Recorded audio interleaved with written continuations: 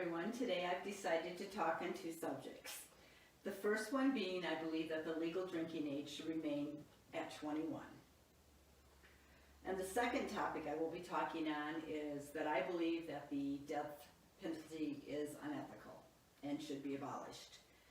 By the time that young adults are 21 years old, they have had some experience under their belts and have somewhat matured mentally and emotionally. Many years ago, when the drinking age fluctuated between 18 and 21 years of age, statistics showed that 18-year-olds lacked maturity in handling alcoholic beverages.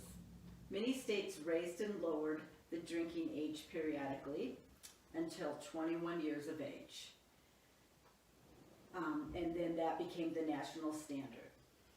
The NIAA is the National Institute on Alcohol and Alcoholism, reports that 60% of youth admit to drinking at least one drink by the time they are 18 years old.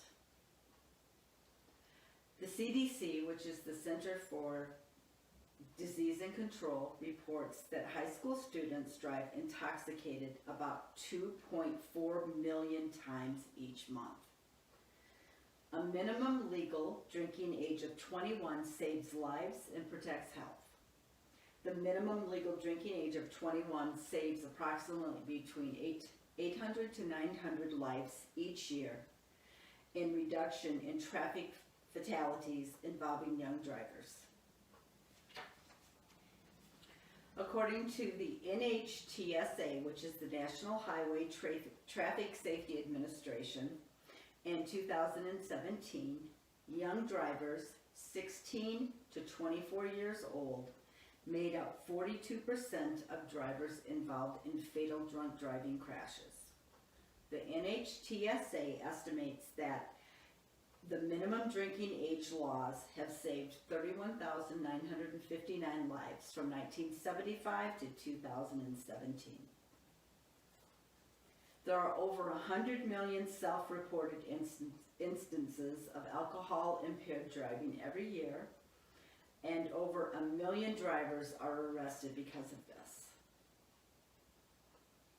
For driving under the influence of alcohol or other drugs, a third of all the total car crashes involved are intoxicated related. So what are your feelings on the legal drinking age? Should it be raised, lowered, or should it stay the same?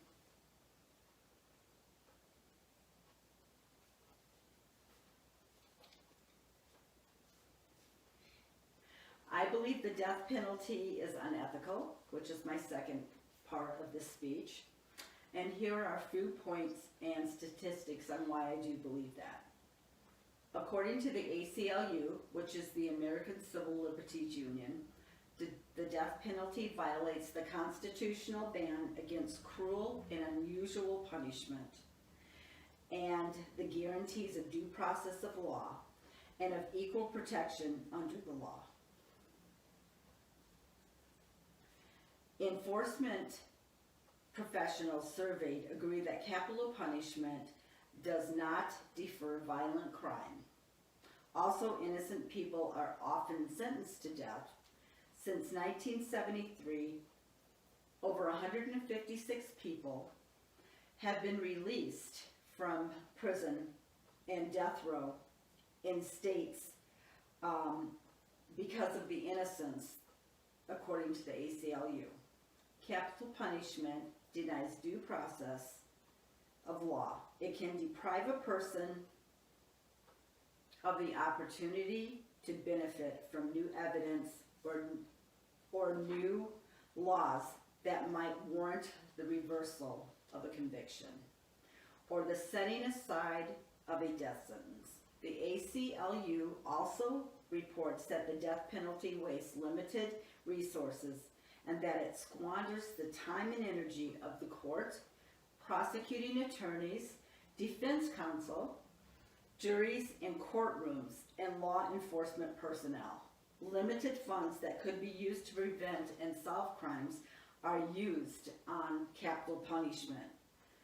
according to the Marcula Center for Applied Ethics at Santa Clara University, opponents of the death penalty argue that the death penalty should be abolished because it is unjust.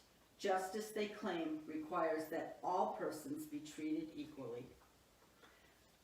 The National Academy of Science reports that at least 4.1% of defendants sentenced to death in the United States are innocent.